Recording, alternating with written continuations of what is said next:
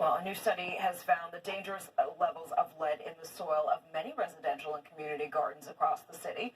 CUNY researchers tested soil samples from more than 700 gardens citywide and found the majority were contaminated, with Brooklyn having the highest levels of lead. They say that this poses a high risk to the local garden ecosystems. The issue, people know it more for water and they know it for paint, but they don't know as much about lead in soil.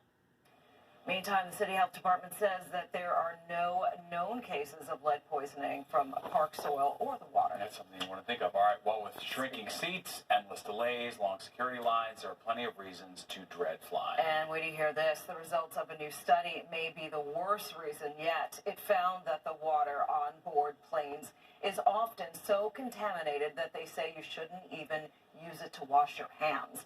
Matt King with more on this warning. Water. Water, the liquid of life. Water. And also, apparently, the go-to in-flight beverage for every air traveler, Red Bull, Stella. Or most every air traveler.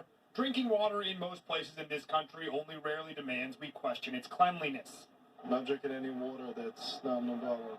Federal water safety violation data acquired via Freedom of Information Act request by Hunter College's Food Policy Center and DietDetector.com tell us we probably ought to start avoiding any water in any form not from a bottle on an airplane.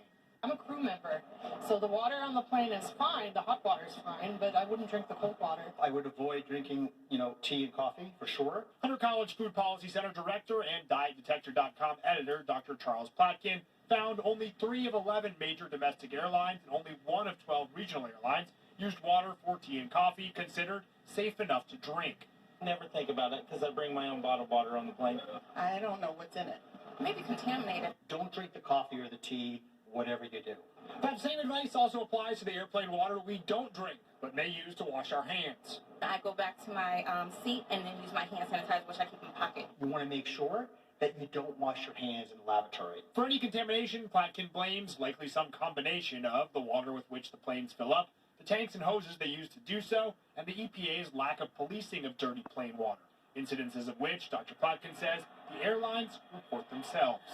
Okay, violations are issued, but very, very few penalties. And that's what concerns me most.